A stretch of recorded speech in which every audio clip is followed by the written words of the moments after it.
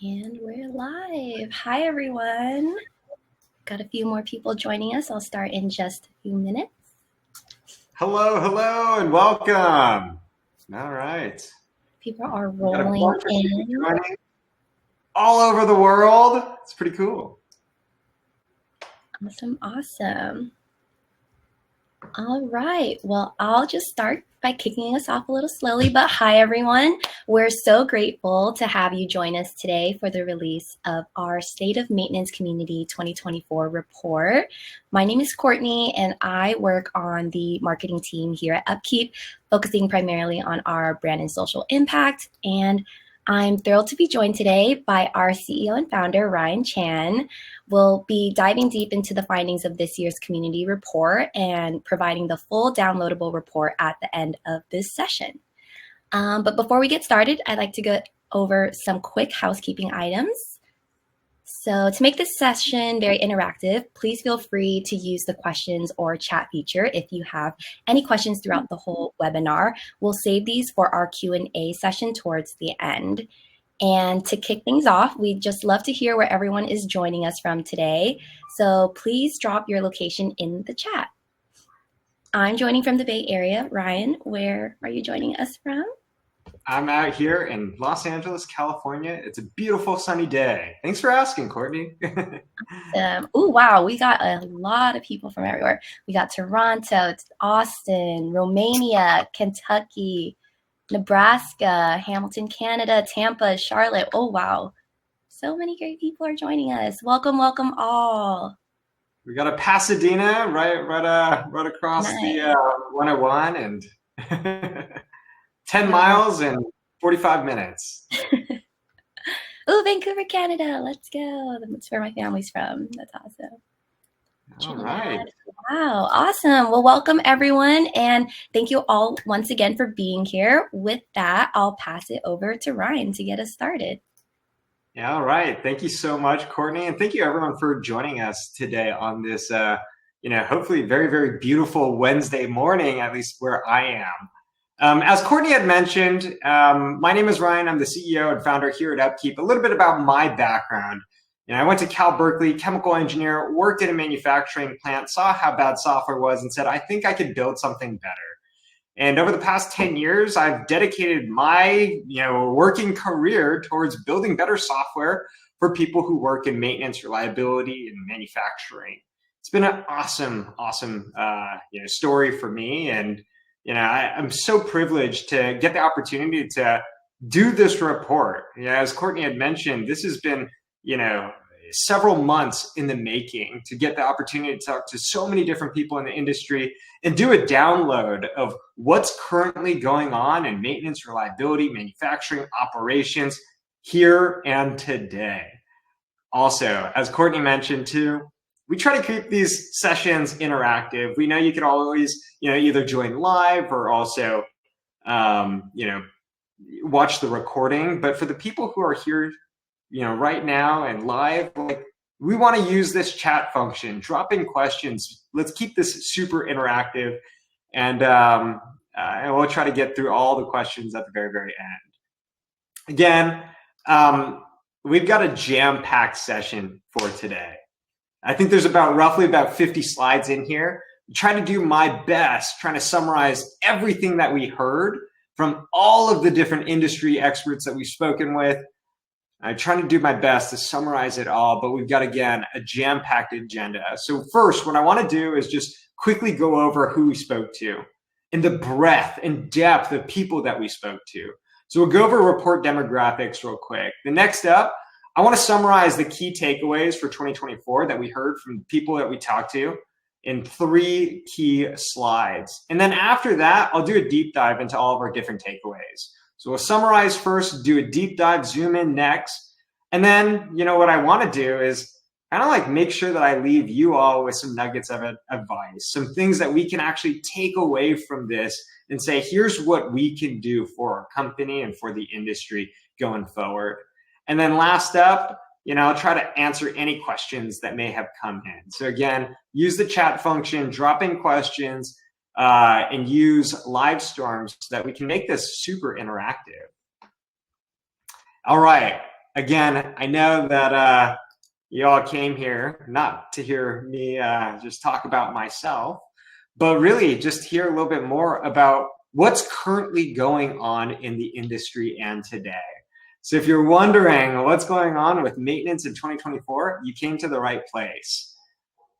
I'll kick things off saying we dedicated hundreds of hours compiling this year's report. And I'm really excited to share all the different insights that I and we gathered from the community. So to kind of like talk about the breadth and depth of who we spoke to, talked to over 165 maintenance and reliability managers. We talked to 66 technicians, specialists. We talked to executives and also consultants who see a breadth of different customers and, business leaders across the world. In terms of industries, if you're curious, we primarily focus in manufacturing, but we've got customers and industry folks across so many different industries: education, facilities, oil and gas, food and beverage. We talk to a breadth of different industries. So what I hope you're really hearing and seeing is that we talk to a lot of people. This is really a comprehensive report across all of maintenance reliability operations across so many different industries. So that's about who we talked to. What I want to do next is really summarize the key three main things that we heard from the industry.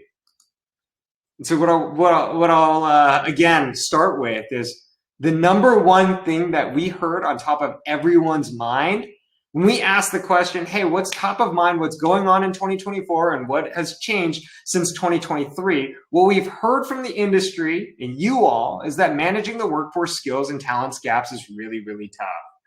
Again, this is no big surprise. It's not a big change from last year, but what we continue to see as a common theme across the maintenance reliability operations departments is that managing this workforce skills gap is really, really tough.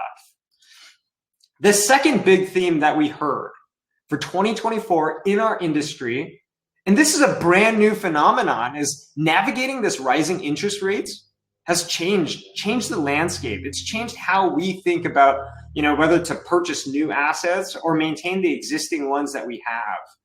This rising interest rates is brand new phenomenon, especially for 2023, 2024, and it's changed how we make decisions. And we heard that, saw that in a lot of our conversations with people that we spoke with. And then the third big theme that we heard from people on top of people's minds is implementing AI. AI is this big buzzword across over the past, let's say really the last 18 months. And what we've heard from the industry is that it's on top of people's minds, but it's still in its infancy stages.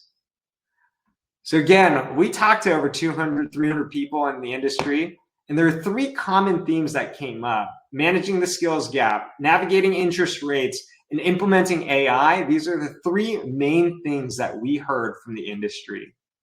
And that's transparently all of you all here.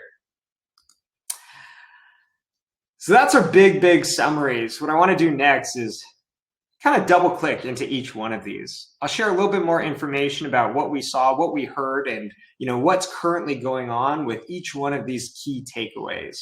So the first thing is, just the continued focus on this skills gap. And, when we ran this report last year, what we heard is the skills gap is getting worse. It's really difficult. It's not getting any better. And what we heard this year is not all that different. Unfortunately, there's one glaring concern that continues to stand out, and this is the skills gap that continues to be on top of people's minds, and it's only getting worse. When we surveyed all of our, respondents and people in the industry, what we heard and saw from the actual reports is that things are not getting better. The skills gap is getting wider. People are retiring. This new generation is going into different industries. And 34% of people have actually said that, the labor dynamics have only gotten worse. It's more difficult to hire. It's more difficult to retain. It's gotten a lot worse. When we ran this report out in 2023, we asked the same exact question, what's going on in the industry? Response was the skills gap. It's really difficult to hire, really difficult to retain. And we asked the question, hey, well, how are you as a business responding to this? 70% of organizations that we surveyed said they were turning to hiring contractors to fill this void. Meaning the skills gap is wide enough that they're basically saying we're going to pay and fill the void through contractors. That's the only solution that we've got. And we asked the same question this year, and we got a very similar response. Hiring contractors to fill the void is really, really important for us. But then what we also heard is we're doing anything in our power to maintain the existing team that we had. What we heard from the people that we surveyed this year and how it changed since last year is that experienced technicians are just even more invaluable and they're even more difficult to replace. So what they said this year is retention. Retention is coming into the picture. Retention is number one on top of their minds. It's not just about hiring, it's also about making sure that we retain the existing talent in our workforce today. And we started asking this question, we started probing, and because I was very curious about this idea of retention versus hiring new talent. We asked this question, what's more important to you? What's the bigger challenge right now? Is it that you can't hire, or is it that you can't retain? And of course, these things go hand in hand, and they're both really important. But what we heard from people that we talked to is that retention was highlighted as 4 times more important than hiring new talent. Companies right now are struggling. They're struggling to retain the existing talent that they have today. And again, we didn't take that as just face value. What we wanted to do with this report is not just ask the simple question and not just take all these stats and regurgitate it out for everyone here. We wanted to really get to the root of it. So we wound up talking to industry experts. We talked to Matthew Knuth, who's a condition monitoring solutions engineer over at SPM Instruments. And what he said is that people are rotating out even quicker now. We asked that question, why? Why is this happening? The most experienced people are actually getting out of the field, getting out of the industry because they're fed up with politics and they're just choosing something else. They're choosing a different industry. They're choosing to go somewhere else.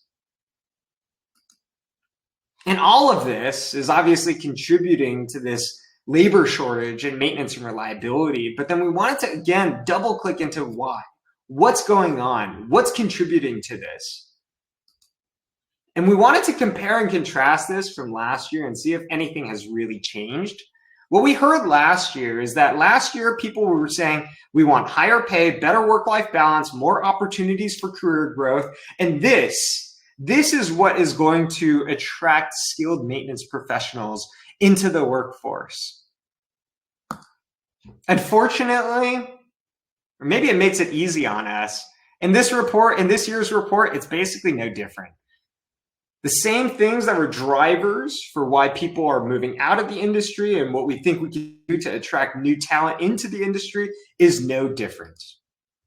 1, competitive salaries, better pay. Like this continues to be the number one concern for attracting new talent into the industry. We try to pull benchmarks. We try to look at what's going on, the actual economy right now, and double click into the maintenance reliability industry. The average wage growth for maintenance is at 1.3%, and this is hardly keeping up with inflation. The maintenance sector has just not seen the same level of wage growth as other industries.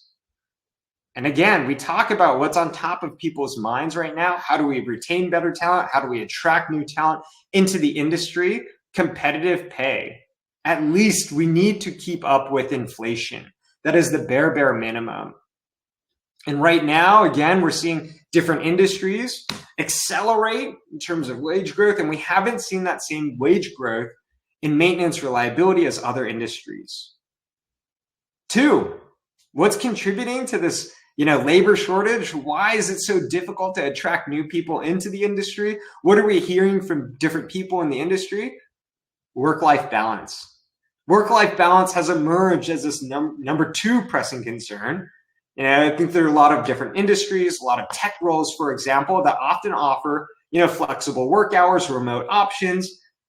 I think all of us here know in this webinar today is that maintenance jobs require demanding hours, irregular schedules. You have to physically go into a plant and commute into an actual plant. There is no real work from home option when you have to turn wrenches. And what actually is a little bit cool in 2024 to see is that we are starting to see these changes take place. We are starting to see some companies address these concerns, but progress is slow. I mean, it's difficult to compete with the work from home option for tech roles, for example, when we're going into an office and turning wrenches. There's no option to work from home. Ultimately, we can see a lot of these efforts to improve work-life balance stem and push more towards industry. But I think what's going to really make this difference is just a broader cultural shift within the entire organization as a whole. If we want to continue to attract new talent into the industry, if we want to retain the existing talent that we have, we can't just be competing with one another, but we have to be competing across all the different options that someone has. And that's going to be really critical. All right, the third contributing factor leading to this labor shortage, and why this labor shortage has only gotten worse this year and why it continues to be number one concern for a lot of people and businesses, is that we heard from maintenance technicians, maintenance workers, that they feel stuck in the same position with few chances to grow. What has happened is that we've obviously have this very wide gap between what we need and what we have. And these staffing shortages have allowed for less time to focus on career development and training. It's really difficult to make that investment in career development and training when you've already got a very thin team. And it's almost this vicious cycle that's happening. And again, we're trying to get to the root of this. So we wound up talking to a bunch of different industry experts. What's going on? What's going on right now? Why haven't we kept up? What's going on with this training development budget, and how come we're not using it? So we spoke to JD Solomon, who's the founder of his own company. He basically said, in simple terms, the trouble is that most training budgets have not kept pace with the skills shortage. Again, just highlighting this fact that, we've got this shortage of people, excess demand for work. We may even have these budgets, but we don't have the opportunity to even use them. These are all things that are contributing towards, again, being able to attract new talent into the workforce and retain the existing talent that we we have. Maybe as a bonus, extra credit, something else that we've heard from a lot of people in the industry is that people are getting a little bit more worried about safety and maintenance jobs. I think we all know, as technology gets more complex, equipment gets more complicated, the chances of accidents actually increase. So safety was another kind of let's call bonus extra credit concern for people wanting to come into the workforce. The risks are high. All right. So that was the first chunk of what was on top of people's minds when we surveyed when we surveyed the industry. Again, we asked the question, what is top of mind? They basically said it continues to be the skills gap, skills shortage. The second thing that was on top of people's minds was just what's going on with interest rates. How is that affecting how businesses make decisions? And so this is proven to basically really challenge the industry to think different, to operate different. You all have probably seen this chart, or at least heard this on the news many times. But our essentially interest rates, federal interest rates, have increased, skyrocketed from literally 0 2 years ago to over 5%. And businesses are responding. It's really making a difference in how businesses make decisions. You may feel it at the micro level, at the plant level. It is absolutely happening at the macro level. With the cost of capital increasing, what it's actually doing is saying, hey, we're going to recalibrate our approach with maintenance and reliability. And what they're saying is 66% of people that we surveyed, they're saying they're going to place a bigger emphasis on maximizing existing capacity. Because again, the cost of capital has risen. The ability to purchase new assets, new equipment has just gotten exponentially more expensive. So businesses are responding with saying maintenance and reliability is actually more important than ever. That question of whether do we replace or do we maintain, that equation, because the cost of capital has increased exponentially, has shifted. Companies are choosing to maximize existing capacity. Companies are choosing to maintain versus replace. And I would say that's a big challenge, a big difference from how we're viewing our decisions in 2021, 2022, when interest rates were almost zero. What we found was actually a very positive signal for the maintenance reliability industry and for all of us here on this call. When we surveyed all the people in the industry, we actually saw a pretty significant uptick in maintenance expenses, which is a great thing for us. It means that businesses are choosing to invest more in maintenance reliability. We actually surveyed our the industry, and over 37% of businesses are saying they're going to spend more than 5% increase in maintenance for 2024. That's a big number. That's a big increase. These are big increases that we haven't ever seen in the past. Companies are choosing, again, to invest in maintenance, in maintaining versus replacing, because the cost of capital has gone up exponentially. So what's going on right now? What's going on in 2024 at the macro level? Again, we're trying to compare what's changed, how have things changed since last year. So we looked at last year's report. And what we heard from a lot of the respondents was that there is this, again, this is last year's report, there's this big impact of this thing called COVID-19, a global pandemic. You may have heard it.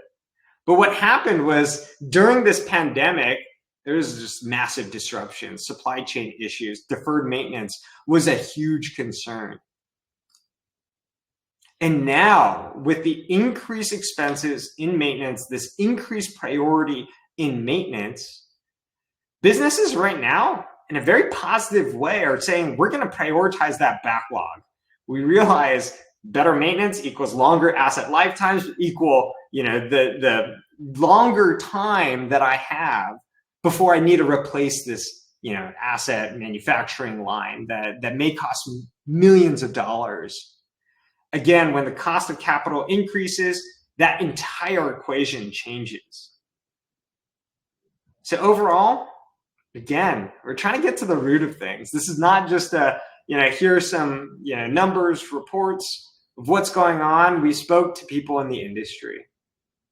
As Matthew said, at least from a maintenance reliability perspective, we're in a pretty good place. Yes, we're in this election year. It's always interesting, but manufacturing in the US is doing well. So we're asking industry professionals, what's going on? What's your overall sentiment of maintenance reliability? 37% of people said that they're actually optimistic about the economic outlook. So again, this is really, really positive for our industry. What we're seeing is companies are choosing to invest more. People are more optimistic about what the future looks like for our industry. And this is a big change from last year's report, the previous year's report. There's a lot of optimism, a lot of potential for us in 2024, with at least what seems like the budget to support a lot of the growth that we all hope to see. All right, Chris Pepin. We talked to Chris Pepin, who's the founder and managing partner of Progressive Reliability. I love this quote from him. Basically said, right now, what's going on in the industry? The current state is the current state. There's no more excuses. There's no more COVID. Where you're at and the problems you have, or where you're at and the problems you have, there's no more exterior dynamics, no more finger pointing to be done. The power lies where the finger points. And ultimately, that's all us. This is our opportunity. This is our year. Again, there's more focus on maintenance reliability, for better or for worse. With the budgets to support a lot of the changes that we hope to see, this is our opportunity. The power lies where the finger points. All right.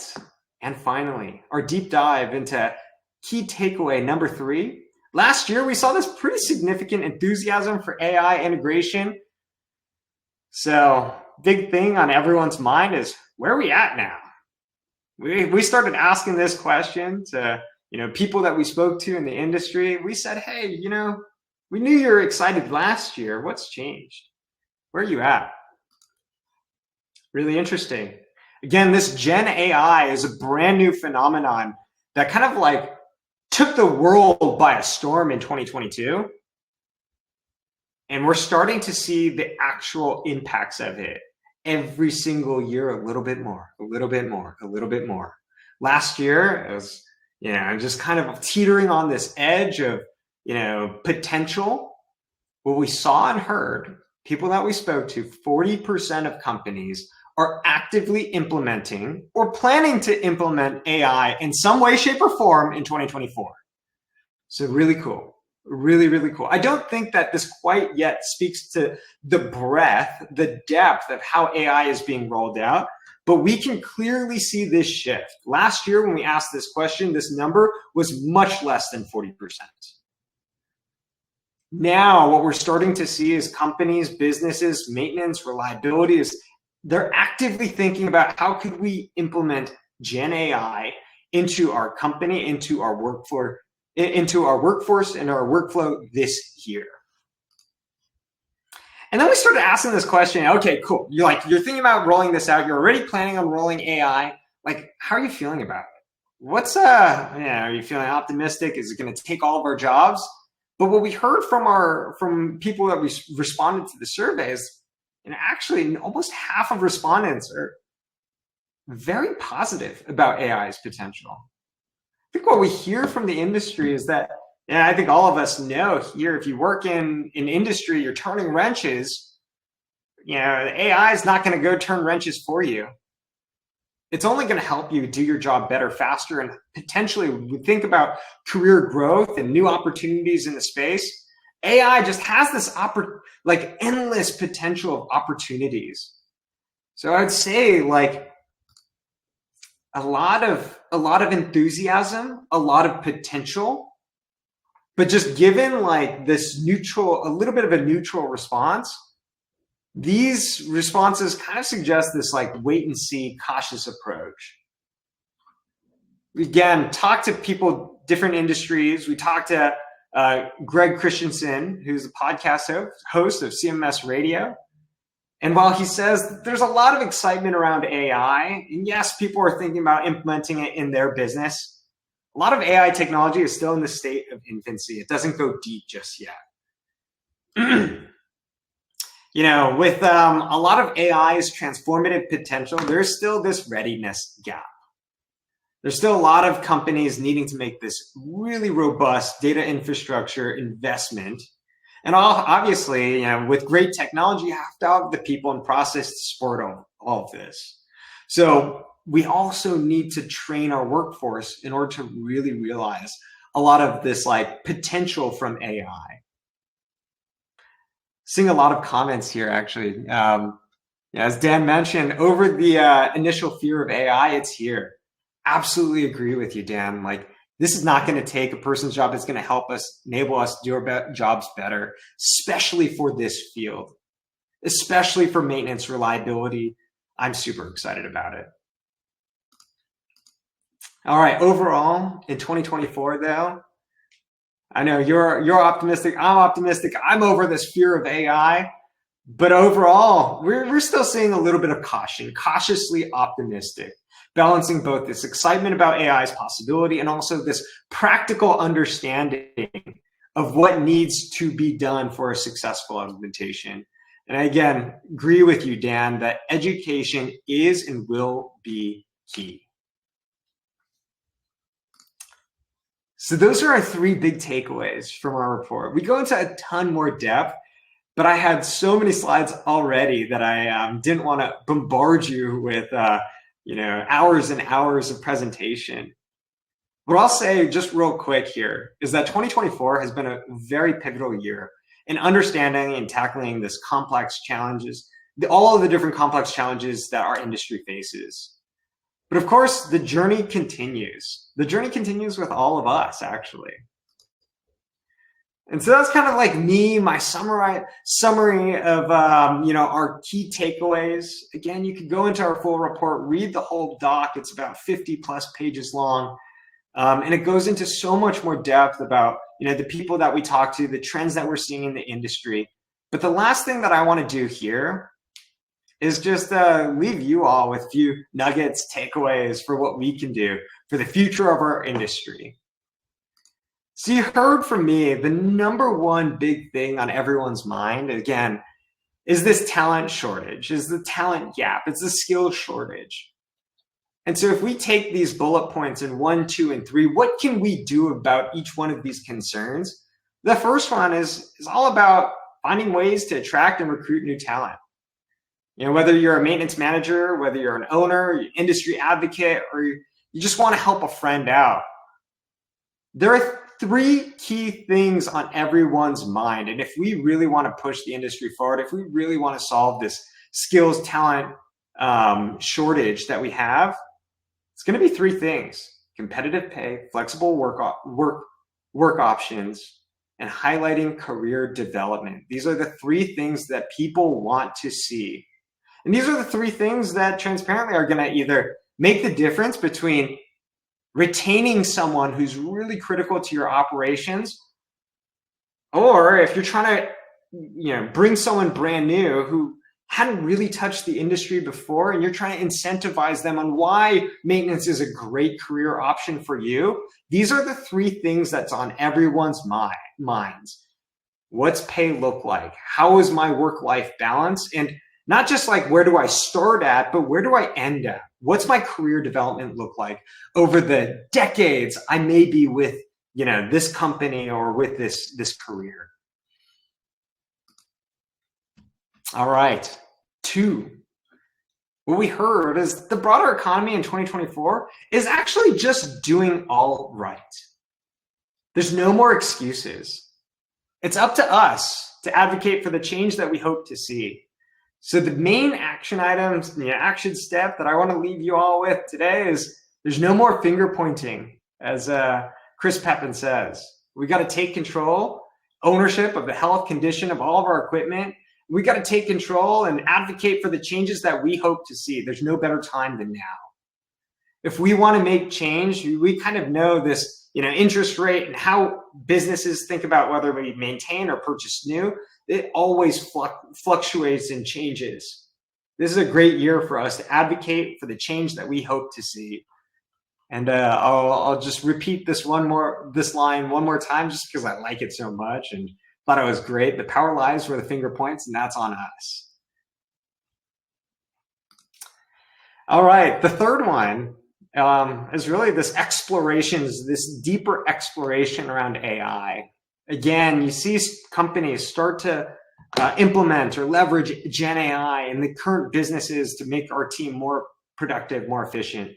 And what I'd say here is it's happening. It will happen. It's just a matter of time. And we may not be sure exactly how Gen AI is going to change the future, but it will.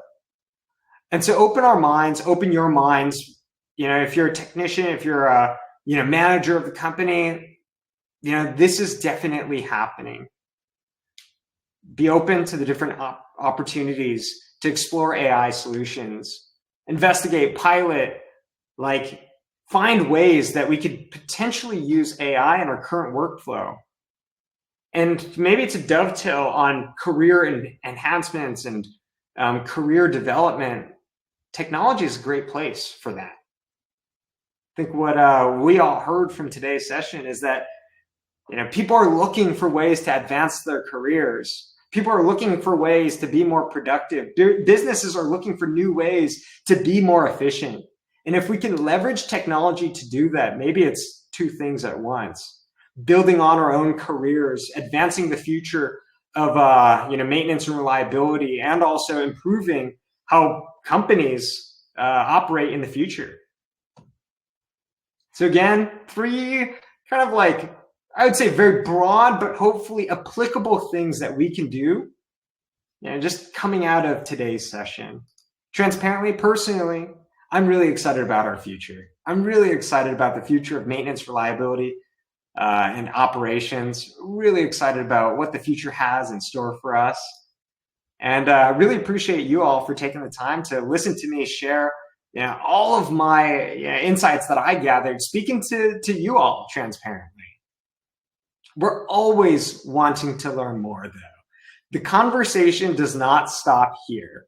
So I would love to share, I would love to connect directly with you. I would love to hear your insights, your experiences, your thoughts.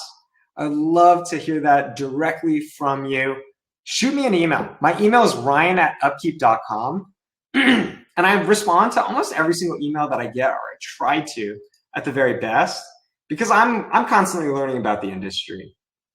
The industry is changing so much, so quickly, so fast that the conversation does not stop here. So I just want to one more time say thank you to all of our Upkeep ambassadors. You guys have spent a ton amount of time, expertise, contributing to our findings, building on these trends for 2024 that enabled us to have this conversation today. A big shout out to Matthew, Chris Pepin, Greg Christensen, George Williams, JD Solomon, Brian Decker, Sonia Mathura, and Howard Penrose for being open for me to reach out directly to you, have a conversation about what's going on in the industry. And on top of that, I want to extend another gratitude to the broader community. Everyone here, maintenance reliability professionals who answered our survey, got on a phone call with me, did a Zoom call recording with me. I really appreciate it. That's what's enabled us, again, to have this conversation today. This support commitment is absolutely critical in advancing our world. All right, I can see in the chat, people are wondering, where do we go to download the full report? Well, you can go to our website, upkeep.com/downloads. It's the first one that'll come up, State of Maintenance Community Report. You can download the whole thing. It goes into so much more depth than I was able to go through in roughly about 40 minutes that I hope you got the opportunity to read through during your time. The report is really, really, really good. It gives a highlight of what's going on in our industry in so much more depth than I was able to do. And I really hope that you get a chance to read through the full report, give me feedback, give us feedback on how we can improve. Courtney just dropped the link in our chat, so you can also get a direct link to it. Feel free to share it with your colleagues, friends. This is something that is not just an Upkeep thing. This is us doing it for the community. And you all are part of that community. So again, feel free to take it, share it, and again, give us some feedback. So with that kind of wraps it up for for my presentation. I'm also very, very happy to stay on, answer any questions that we may have. Maybe I'll pass it over to Courtney. Did I miss anything? And then two, what questions do we have from our community? Awesome. Thank you so much, Ryan. And thank you everyone for being so interactive in the chat. I did get a few questions from the chat throughout the presentation. But if you have any last minute questions, feel free to take the time right now to type it out. But I guess I have one for Ryan really quickly. So Ryan, can you share some real world examples of how AI has been successfully implemented in maintenance operations? And I think this is going to help Preston Johnson, who came from Austin, Texas, and asked a little bit about how digital tech can help guide on the job training for help with skills and all sorts of training in maintenance and reliability. Yeah, great question. So you can find this in the report too, but when we asked about like what types of actual, AI is being implemented at companies, the most common response that we hear is actually just using ChatGPT as a question and answer to help us troubleshoot, diagnose, and kind of do like a first pass at simple things like building a checklist, building a PM, for example. So there are these like very, very basic functions that I feel like people and companies are starting with in terms of using Gen AI. Now we see kind of like the next level of sophistication from businesses. If you're not just using ChatGPT for a question and answer, they're using it for more anomaly detection. So they're taking that, the Gen AI to the next level a little bit. So they're saying we're going to feed our prediction model with all of this sensor data, with all of our machine data, with all of our maintenance data, and saying, hey, can you help us predict failures? Can you help us reduce downtime by predicting failures before they even happen? And what this is resulting in is, less downtime, more production throughput, better safety. And, we're seeing that even more sophisticated customers kind of use this like digital twins to the next level, applying, and again, anomaly detection on top of a digital twin model, which is essentially your digital view of your plant. And, these are kind of like two different ways that companies are using Gen AI. I would also say that a lot of companies are just experimenting with a lot of different ways to use Gen AI. And I would kind of say that no one knows exactly how Gen AI is going to completely take over maintenance or industry. There's just a lot of curiosity and exploration being done right now. Awesome. Thanks, Ryan. And I think to stay on this topic, a follow-up question that Ahmed just threw in the chat right here is addressing this fear that AI is not taking our jobs. I think that was in the chat for a little bit as well. Yeah. I mean, that's another really good question. I think this is not an answer from me, but from people that we've actually spoken to. I cannot tell you how many times I had this conversation when I asked, hey, are you fearful that AI is going to take our jobs? And the response was like, look, let's wait until a robot can pick up a wrench and turn it. And I think that's kind of like the reason why I think our industry is actually so great. This is I don't think this is on the near-term horizon, and I think for a very, very long time here, it's going to be a while before a robot, Gen AI is going to pick up a wrench and turn it for us. So I think that gives a lot of people the satisfaction that they're looking for, and coupled with this skill shortage, I think everyone's just saying, hey, look, like I just want to go home to my family and have dinner on time. I want to find new ways that I can just get to dinner on time. Awesome. Love that. And thank you, Ahmed, for always participating in our webinars and being here to support us throughout the webinar. I have another question for you, Ryan, about the topic about maintenance workers often feel kind of stuck in their positions with limited growth opportunities. Do you have any advice that companies can kind of take to create clear and rewarding career paths for these employees? I know a couple people mentioned it in the chat, like regular incentive programs or acknowledgement of hard work and achievements. What advice do you kind of have? Yeah. Again, another really good question. So there's kind of like the business angle, and then there's the individual angle. I think the business angle, again, we should be creating our own career. We should be creating career paths for every single individual here at the company, especially if they are these top performers that you want to continue to retain and grow. This is absolutely critical. That's spoken to the business. But what I'll also say on the flip side to it, and again, I'm going to use the same quote that Chris Pepin used, is the power lies where the finger points. The finger is really on us. Oftentimes, a business is not going to create your own career path for you. Now, as a business owner myself, what I always say to people is, yes, we're going to help support you, but your career path is really on you and us to define and seize. And so what I'd say to the individual is create your own career path. Don't wait for a company to create one for you. What are you excited by? What technology are you excited by? What skills do you want to learn? And go one step beyond that. How can you learn those skills? Whether it's training programs, whether it's certifications like the CMRP, CMRT, go that one step farther. Create a career path for yourself. Yeah, that's a great one, Dan. Get your company to sponsor your CMRP and or CMRT. That's awesome. Absolutely. Great. Easy. The power lies where the finger points. And I can also say that, if someone came to me and said, hey, we'd love for you to, I'd love to get this certification. Would you be able to sponsor that? I would say absolutely. Other things that we can do as individuals, find mentors. We are in this, I would say, like relatively small community of maintenance reliability professionals. And there's so many people who want to see others succeed.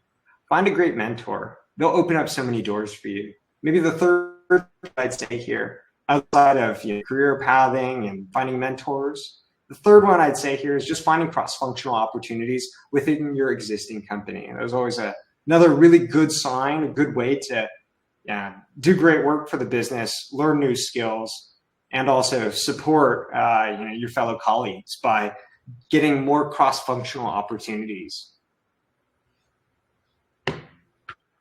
Awesome. And a little plug there, we also have a bunch of upkeep.com resources and learning center on our website. So feel free to take a use of those. We are creating video assets of them. So that's a super amazing resource, just to highlight Ryan's point there.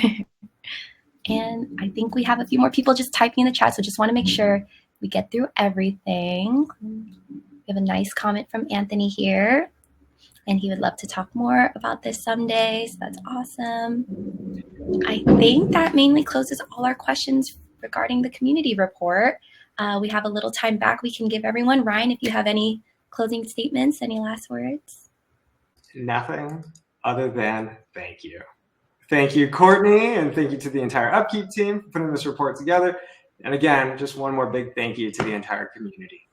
It's been a pleasure to be able to talk to you, be part of this industry this last decade, 10 years that I've been in this 10 plus years that I've been in the industry, just working on, supporting advancing maintenance reliability. It's been so much fun through technology. And I'm excited for another decade plus ahead. I'm looking forward to doing this report again, 2025, and see what's changed. Hopefully a lot. Thanks, everyone. Have a great rest of your day, and I'll see you soon. Bye, everyone. Thank you.